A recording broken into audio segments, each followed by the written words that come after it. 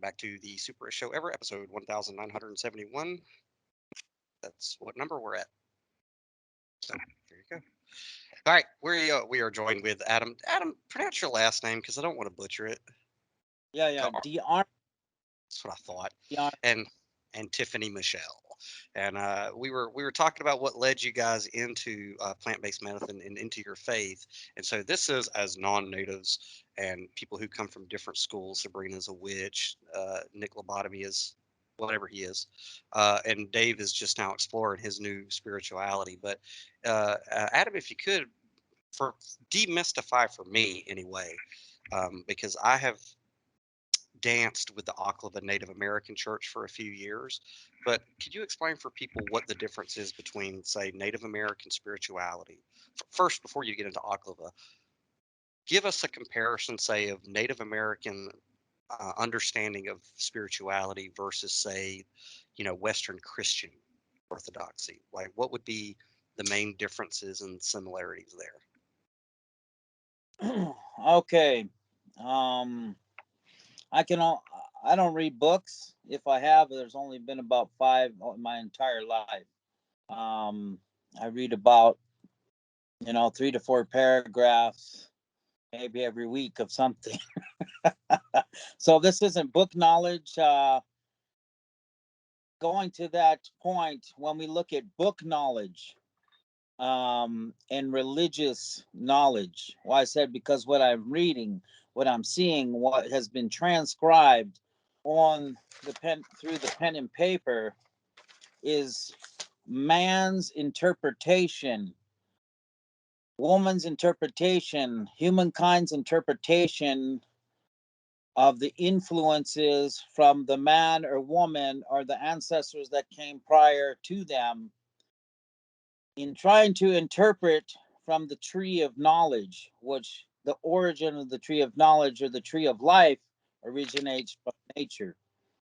So for me, the difference would be the Native American, the indigenous people from around the world had a direct relationship with the with the paper, with the pen, with the tree of the blood of the mother, the inscription, the blood of humanity, the blood of the tree of life, and they had this direct relationship with it, where that's where they transcribe their knowledge and information of what I call her story, what other religions call history.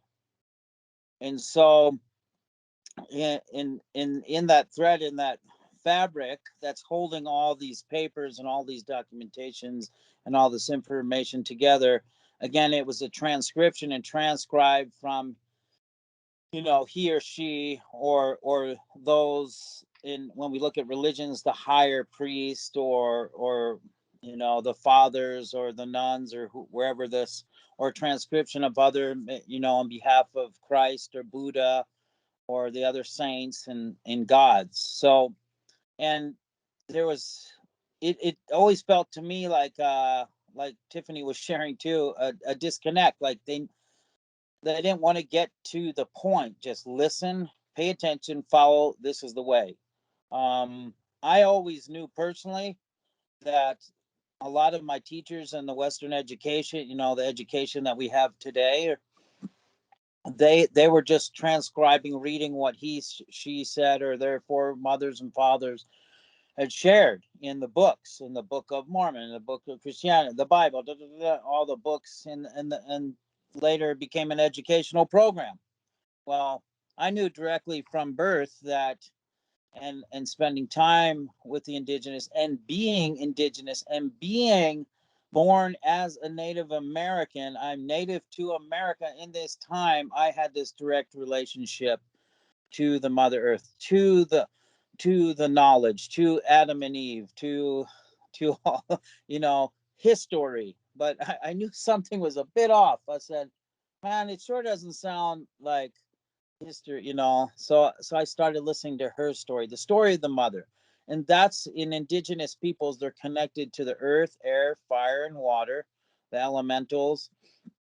to one another and to their systems of responsibilities of men and women, of their children, of their communities, and always on behalf of the whole. It seemed like uh, other religions, or Christianity or Catholic, these religions, it was all about, whoever was the interpreter for God or the creation, or even their sacrament, the wafer, and things of that nature. And we weren't allowed, or people weren't allowed to have that direct connect. So, and there was communication for indigenous people. There's always been that direct communication to the environment. The Not only the authorities of the police, or what we see today, the governing bodies, the presidents, all these operating factors, but they had always kept the original instructions of the spiritual authorities and the systems and governing bodies of nature. Many indigenous peoples never lost that thread, and that I see that was lost in many other cultures or religions.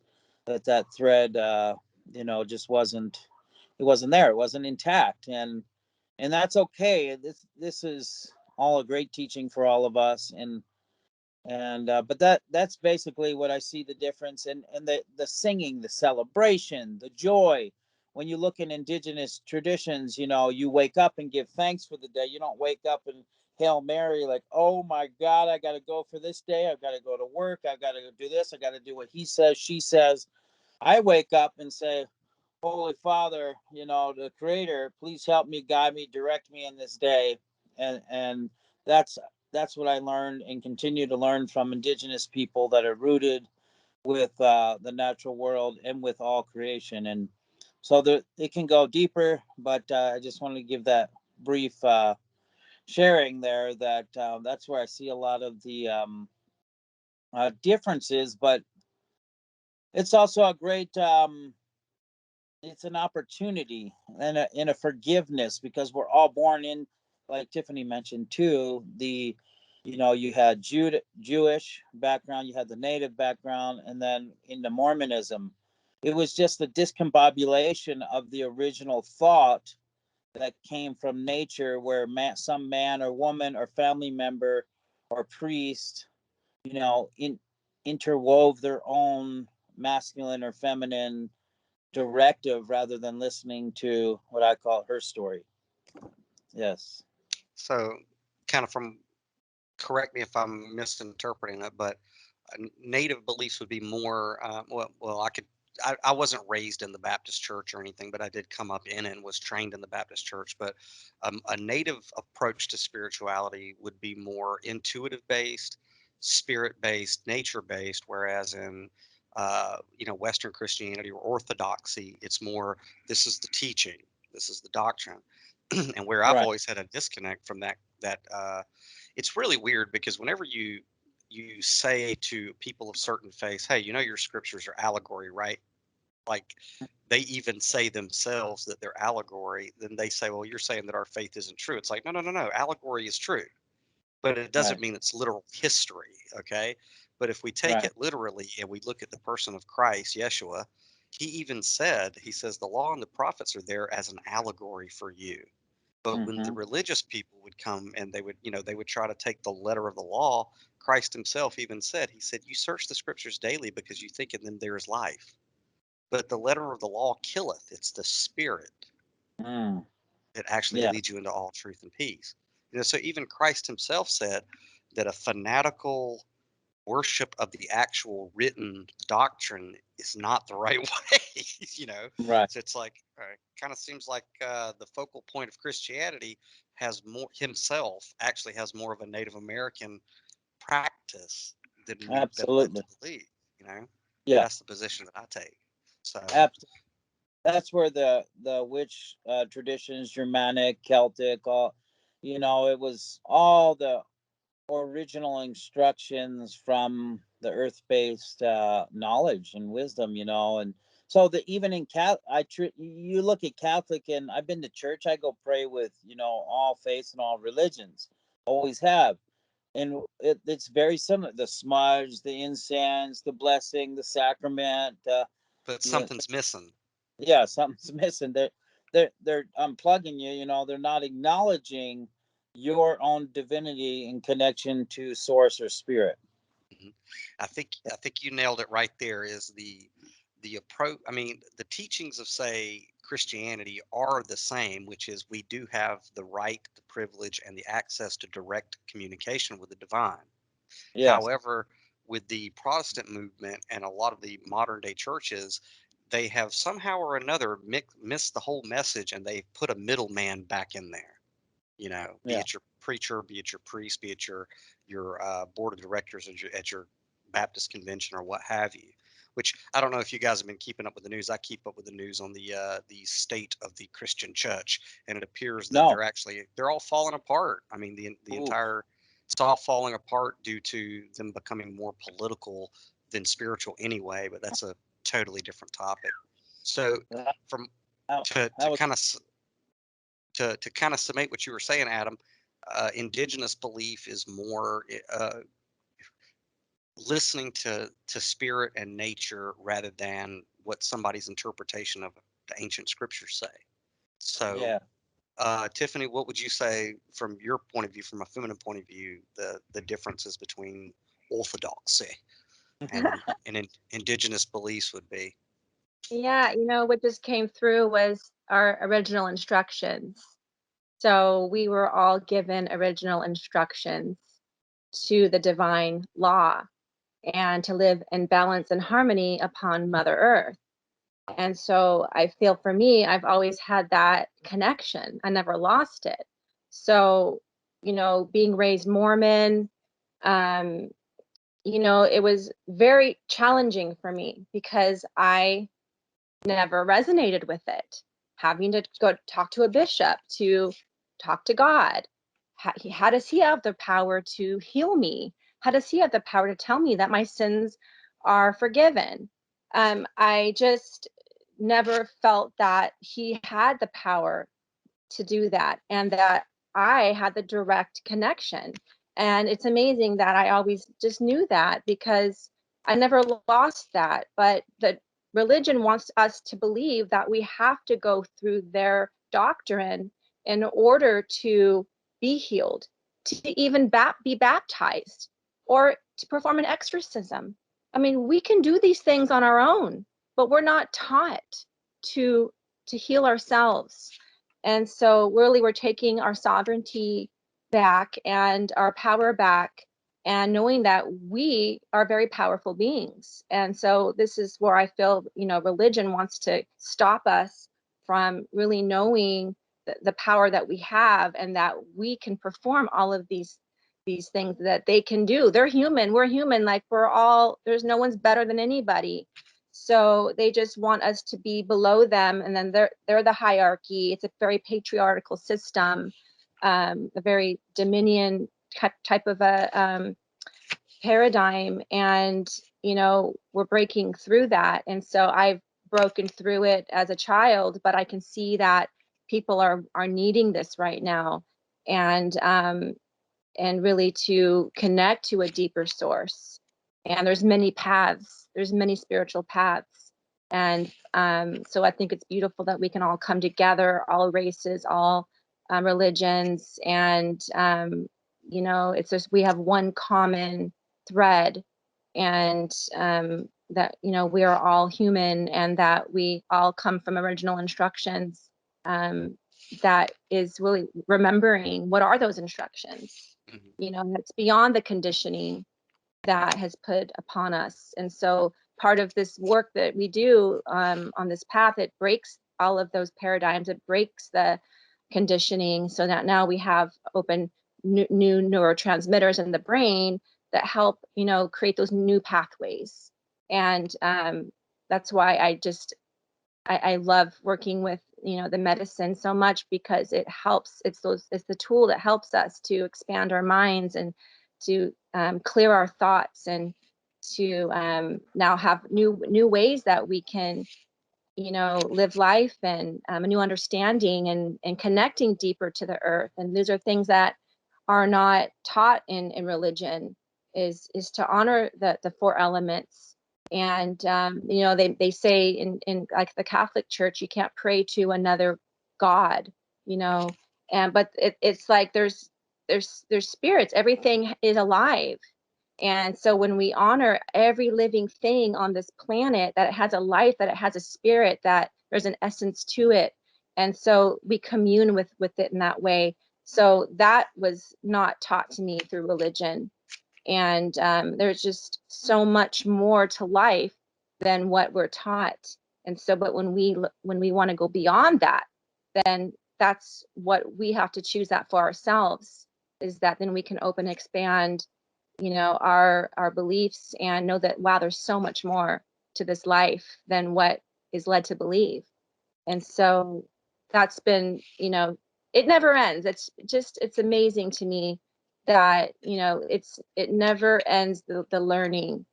And there's so much. When you're ready, the more comes in. You know, it's like you have to graduate. And I run a spiritual school, so a lot of, you know, I come across, I'm very spiritual, and so I feel like we graduate in certain levels in our life, and then we're given new instructions and new lessons, and we advance, and we're given new gifts, and you know, these are things that we're not taught in religion. I mean, it's yeah, and how religion has really corrupted in our country, you know, and there's a lot of healing that that's taking place, and it needs to be carried forth through religion, and how it has affected so many people deeply.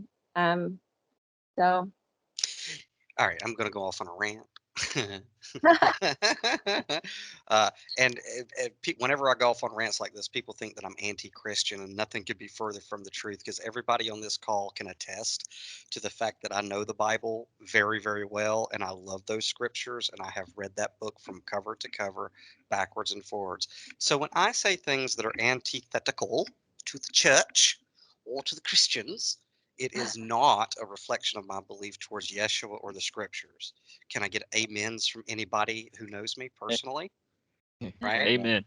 But the fact of the matter is that most of what's in those books are not known to Christians or the church, and they know that they don't know those books, because they know deep in their heart they can quote cute little one-line phrases in scriptures all they want to, but they Right. know, unless they've actually picked it up and read it from Genesis to Revelation, they do not know what they're talking about in regard to those teachings.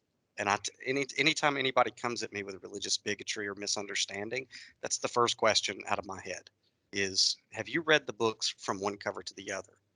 Right? Yes. But one of the things that just totally flips me out is, in my tenure in the Orthodox Church, you know, I would get excited because I'm reading these scriptures and they're outright saying that all of the superpowers that Yeshua had, for the Christians out there, that's Jesus, all the superpowers he had, raising people from the dead, walking on water, turning water into wine, things like that. He said, in all these things you will do, and greater things. Mm-hmm. And I'm sitting here in the Orthodox Church going, I don't see any motherfuckers coming back from the grave in Yeah. in this place, right? Right. Yeah. But they say that they believe in these supernatural gifts, but it's not happening here. So that was kind of a disconnect for me. But where I find it funny is in communities like yours and communities like Sabrina's, and in my communities where us kooky people who do make outrageous claims, like you can have direct access to the Almighty on your own, and you do have the ability to heal through touch and things like that. Whenever we say things that are in these other scriptures, isn't it funny? You know, here comes the pitchforks and the torches. But anyway, that's my rant on that. But so getting back onto the faith, Adam, earlier you were about to talk about Mr. Mooney and Oklevueha in specific. So if you could Yes. pick up right there with who is Mr. Mooney, what is Oklevueha, what is the transition with Mooney and Oklevueha into where we're at today?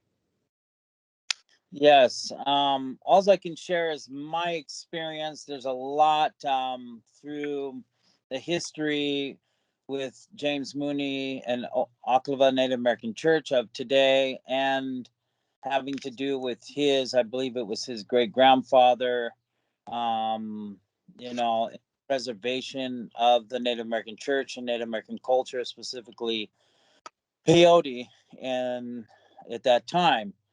Um, so how I got introduced to James Mooney and Linda was, I have great, as we've been sharing here, great interest in the medicine and the preservation and the protection. And I was invited to the circle of I'd say he's Azteca Mexica lineage from Mexico. He was in Sedona. I was living in Sedona. And he says, Adam, I know the work that you do. I think you should come to this circle. And I just said, okay, yes, let's go. So I went to the circle, and it was Linda and James. And this was in 2011.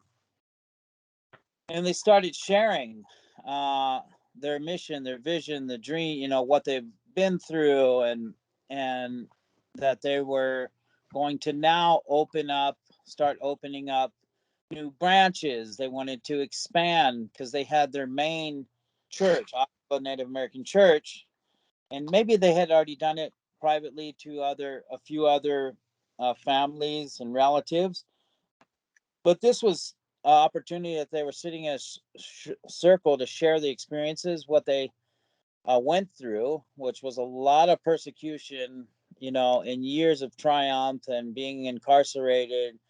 Um, a lot of the things that Tiffany and I have gone through, and probably even a lot worse, on many levels, which I don't want to get too much deep into that, because I always believe it's better to come from the horse's mouth, directly from them.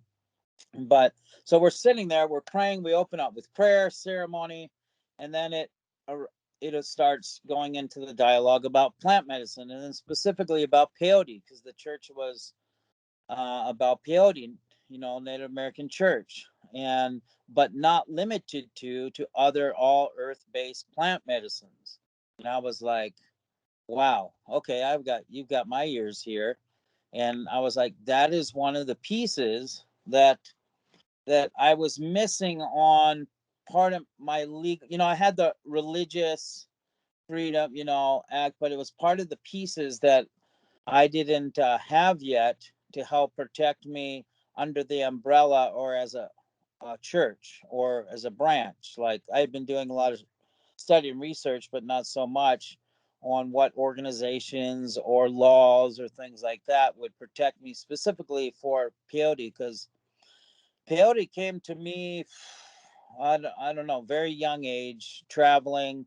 And I knew it was illegal. I knew these sacraments were illegal, and it kept like it would come to me, and no, like, this is, this isn't my path, until it came to me through a grandmother that brought me the plant, all the things from the Huichols, and said, I've been told, it was loud enough, and said, you've got to custodian, protect, and preserve this medicine. And that has a story within inside of itself.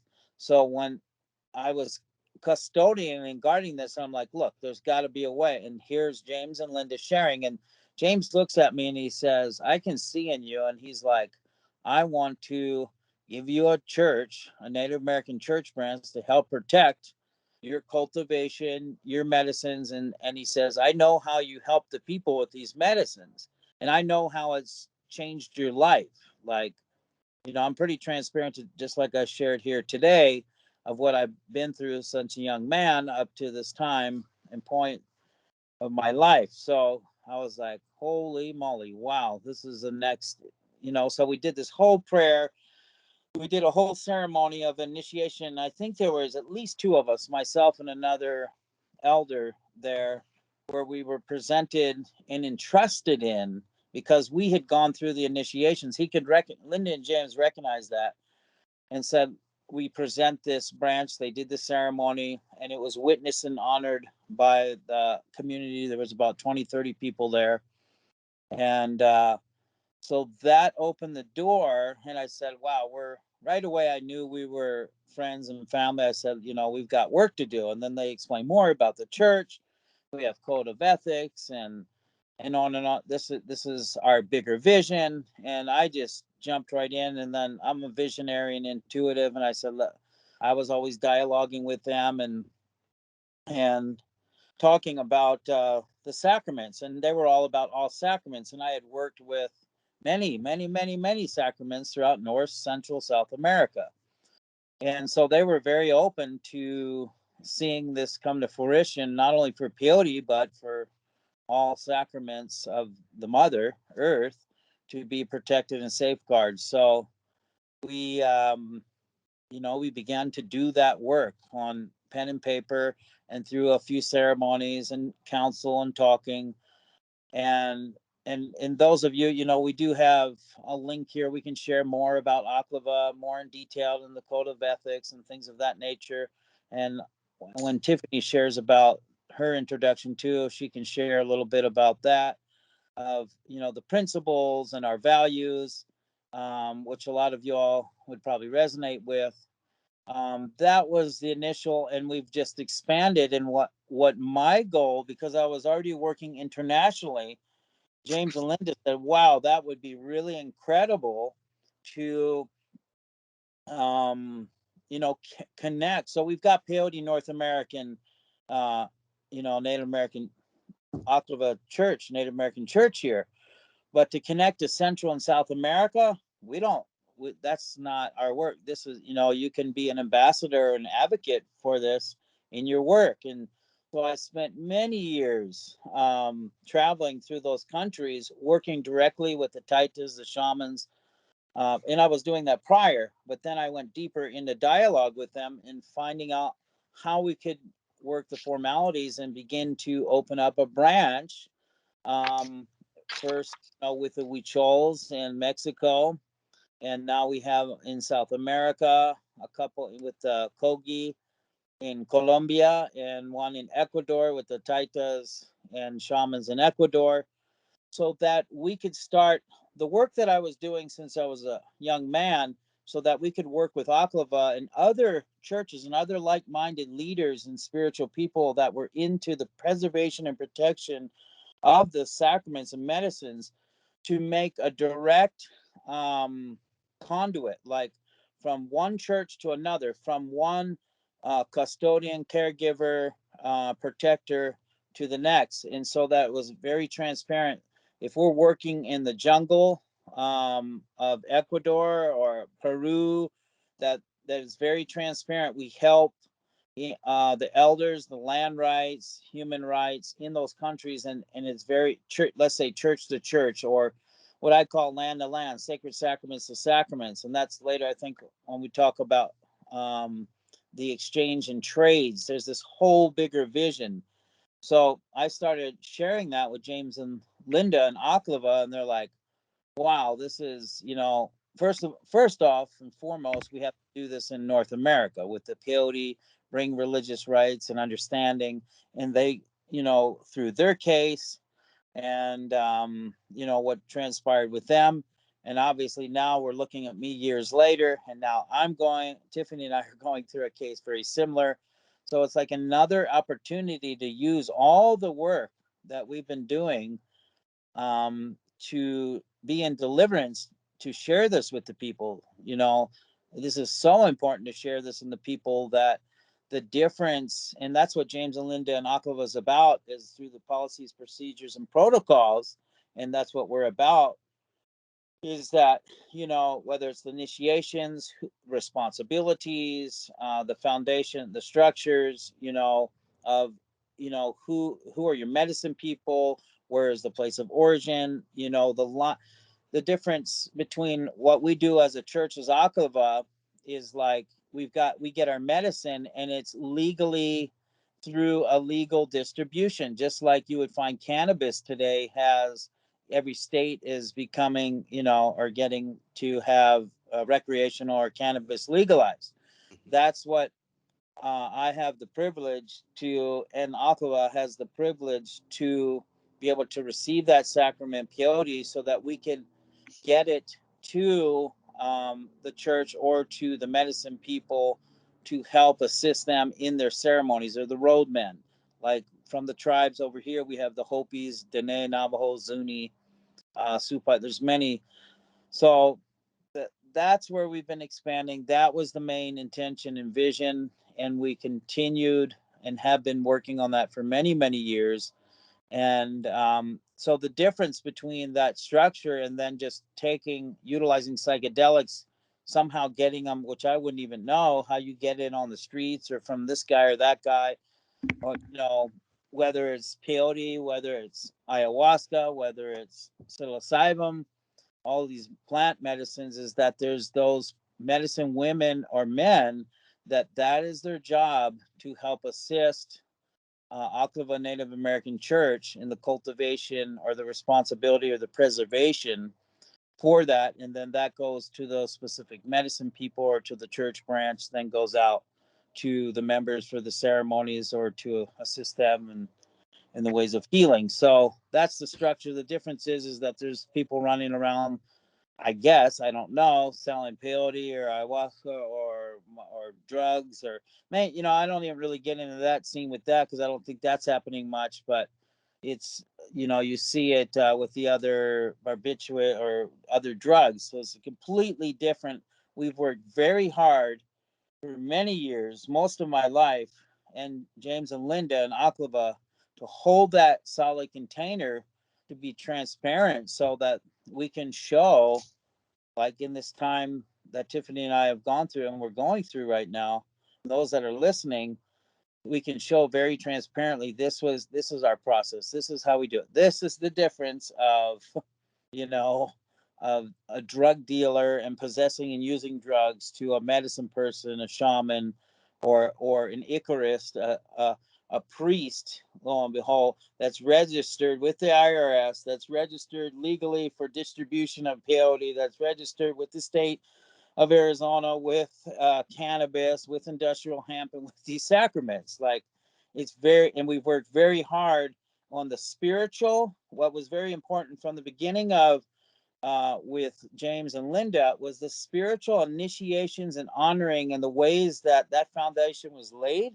to this very present day, that we can, have it down through the ceremonies, through the spirituals, and then implemented into the, pen and paper. And so I'm going to leave it at that. And then Tiffany might be able to go into some of the ethics and disciplines, and also how you, Tiffany, were, met James and Linda. But we have great plans for ONAC and us, Canacensus, and your organizations, those that are listening, for the future and for the future generations. And we're very excited about that part of expanding too. So, Before you, yes. Tiffany, I know maybe not for Nick Lobotomy so much, but I know for Dave and Sabrina, while you guys were telling your stories, I know certain things were firing off in their heads, because the three of us have been with the Canasense Collective, either from the beginning. Dave, I think, is the longest in the collective. Me and Sabrina, I think I brought you in, right, Sabrina? You were the first person I brought into the collective. But we have our epic story of this same issue. See, most of us are liberty activists or Ron Paul people. So after 2012, we said, where can we best serve from our point of view? And it was this collective where we're trying to do the same thing you guys are doing, but from a completely different angle, right? You know what I mean? Like, we Yes. understand that, one, it has to do with verbiage first and foremost. These are not drugs. It is medicine. Canasense has approached it that way, and Oklevueha is approaching it that way. And to hear you guys talk about, and I know a little bit about, the struggle of the Oklevueha Native American Church, which I want Tiffany to get into.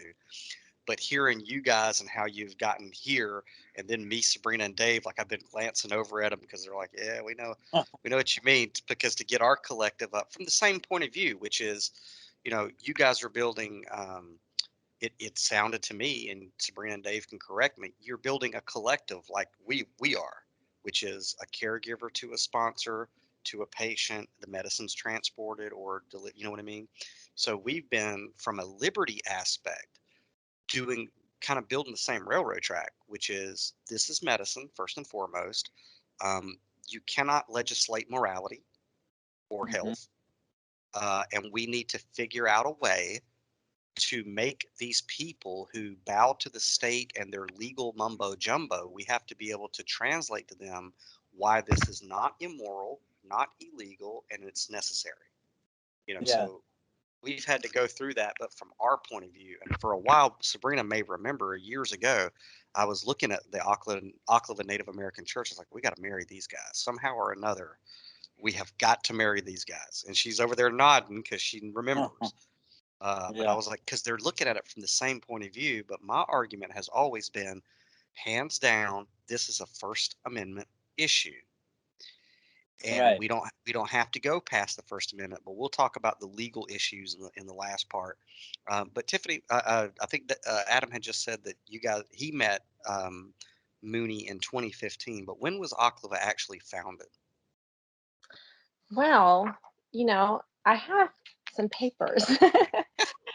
And we Papers, have, yeah, I papers, literally please. have so much information. I mean, it's incredible. But 1998, March 20th, 1998, was the blessing for Peyote Church, from Leslie Fulbull. And so this was written on a napkin. So it's pretty amazing, their stories. I mean, James has tons of them. It would be really great to have him on, because he That'd be literally is like a wealth of knowledge, and I wish I could retain every bit of information that he has to share. But that's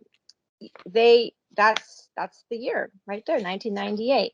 So, meeting James and Linda, changed my life. um, this way of life is has been very difficult, and I've known this walking this path.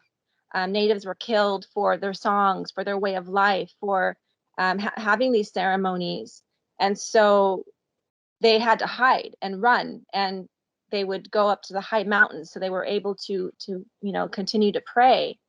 And so, Linda and James, they were persecuted, just as, the natives were persecuted.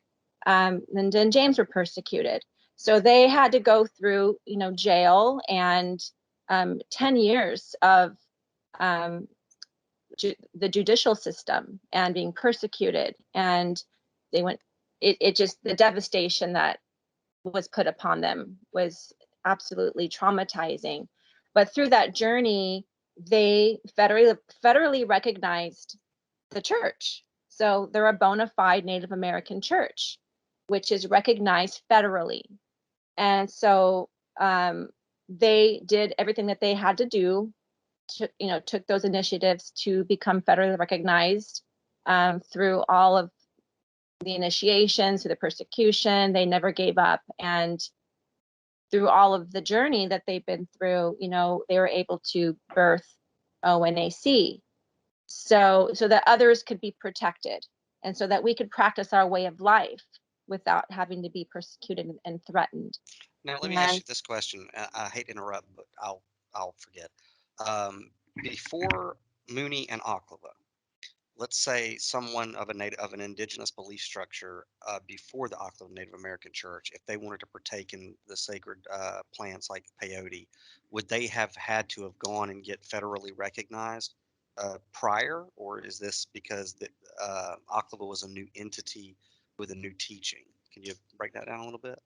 yeah, well, the Native American Church, they were recognized. So natives that are recognized full blood, um, they are, able to have their ceremonies, and they're Mhm. federally recognized.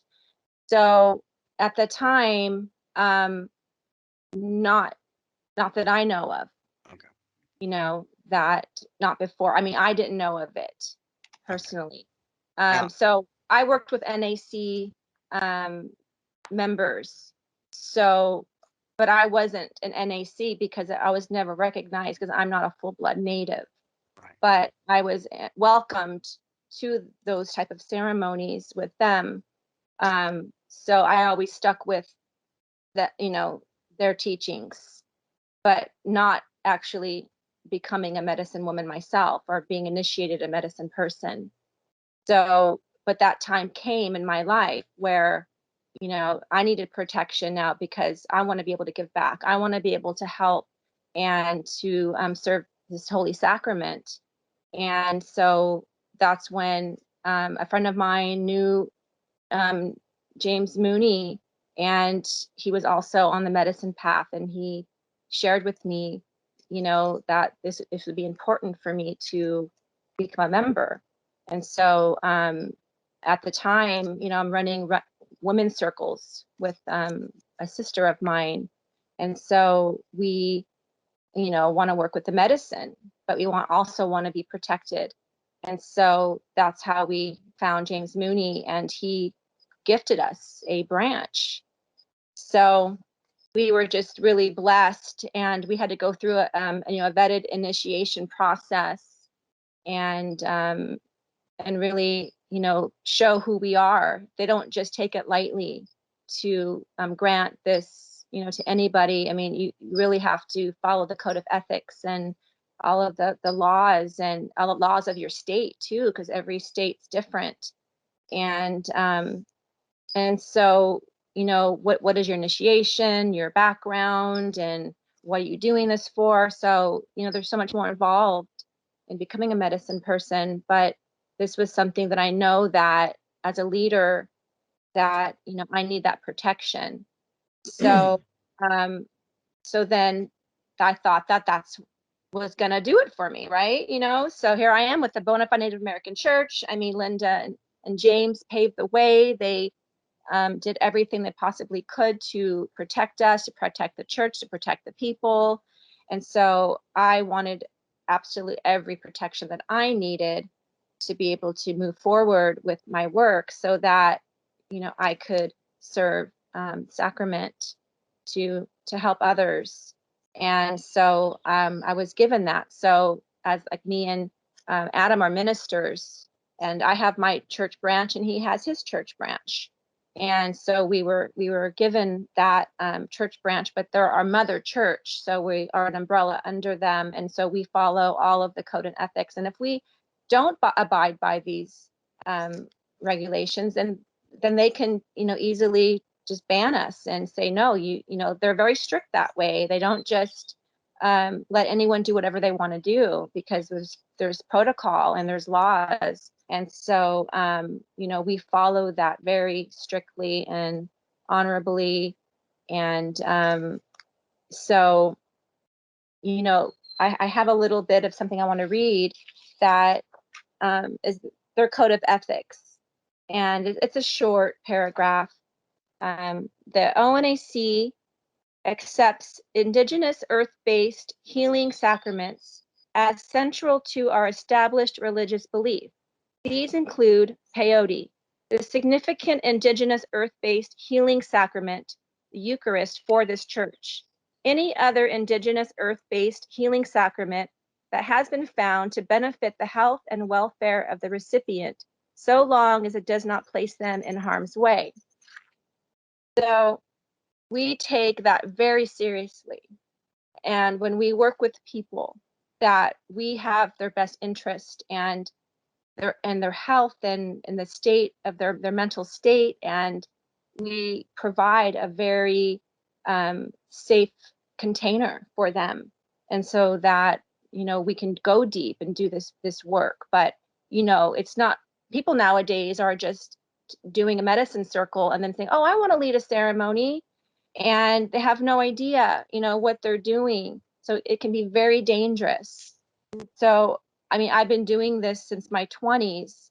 And so it took me, years to be able to even be at the point of my life where I felt confident, and I had to be able to be initiated. So, some people, they want it now, like, I want to be a medicine person. How come you get to and I don't get to? And it's like, Yeah, well, it's like all these life coaches that have popped up over the years. Now everybody wants to be a. It's like you trip balls one weekend, you're not a shaman, okay?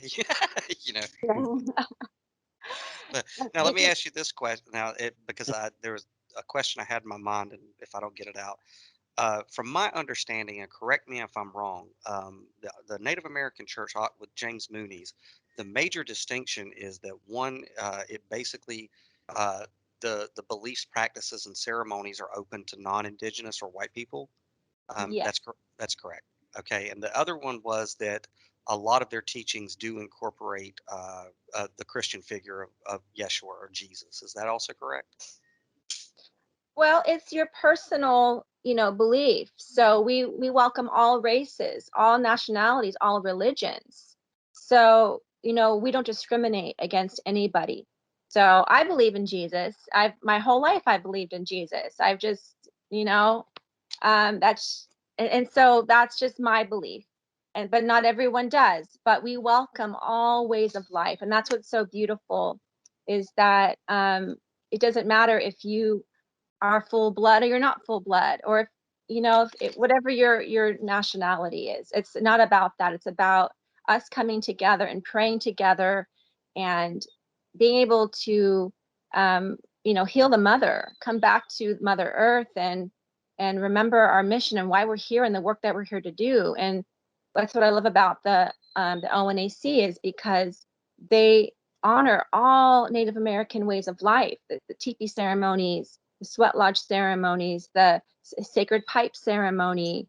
There's many ceremonies, initiations, and we have so many beautiful people that have different teachings, and so we can all come together, but we're all earth based. And it's Mother Earth is our temple. And so our church, I don't like the word church, but we use it politically. um, but we're a holy temple. Our Mother Earth is our church, and so our teepee is where we pray. And but we can pray anywhere.